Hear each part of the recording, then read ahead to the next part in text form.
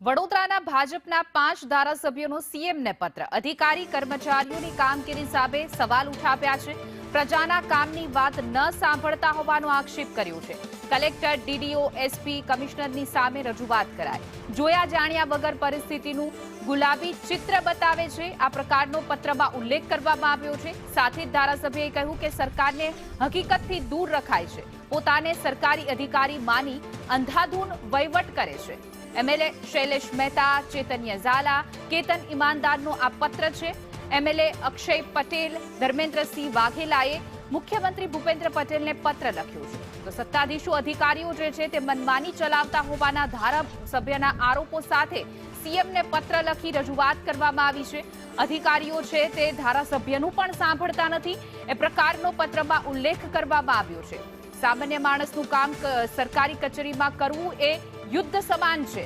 તો સરકારી અધિકારીઓની કામગીરીને લઈને સૌથી મોટા સવાલ ઉઠી રહ્યા છે।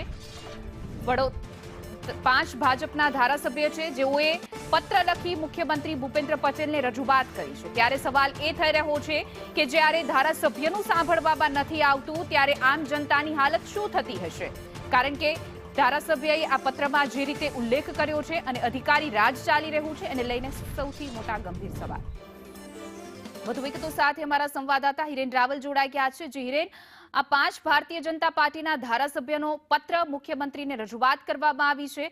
ક્યાંક ને ક્યાંક અધિકારી રાજ ચાલતું હોય એ પ્રકારનું પ્રતીત થઈ રહ્યું છે। હાલ ભારતીય જનતા પાર્ટીના ડભોઈના ધારાસભ્ય શૈલેષ મહેતા, સાવલીના ધારાસભ્ય કેતન ઇનામદાર, વાઘોડિયાના ધર્મેન્દ્રસિંહ વાઘેલા, અક્ષય પટેલ કરજણ અને ચૈતન્યસિંહ ઝાલા પાદરા એમ 5 ધારાસભ્યોએ આ પત્ર મુખ્યમંત્રીને લખ્યો છે। જેમાં અધિકારીઓ જે વહીવટી ખંભોળે ચડ્યો હોય એ પ્રકારે તેમણે પત્રમાં ઉલ્લેખ કર્યો છે। આ ઉપરાંત મોટાભાગના અધિકારીઓથી લઈ તમામ કર્મચારીઓ ખરાબ રીતે મનસ્વીતા દર્શાવતા હોય એ પ્રકારનો પણ એની અંદર ઉલ્લેખ કરવામાં આવ્યો છે।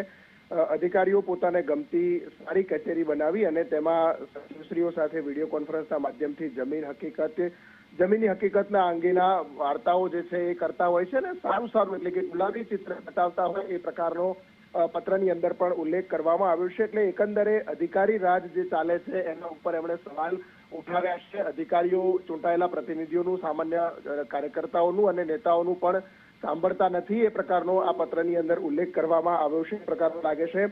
આ તમામ વડોદરા જિલ્લાના ધારાસભ્યો છે એમણે કહ્યું છે કે અમે અગાઉ પણ મૌખિક રજૂઆત કરી હતી, પરંતુ હવે વિનંતી કરી રહ્યા છે કે ખરાબ મનસ્વીતા ધરાવતા અધિકારીઓને સ્પષ્ટ સૂચના આપવામાં આવે કે જનપ્રતિનિધિઓ દ્વારા સૂચવવામાં આવેલા કામોને પ્રાધાન્યતા આપી અને પ્રજાલક્ષી કામોમાં નિર્ણય લેવામાં આવે એ પ્રકારની માંગણી મુખ્યમંત્રીને પત્ર લખી કરવામાં આવ્યું છે। જી હિરેન, સમગ્ર માહિતી આપવા બદલ આપનો આભાર।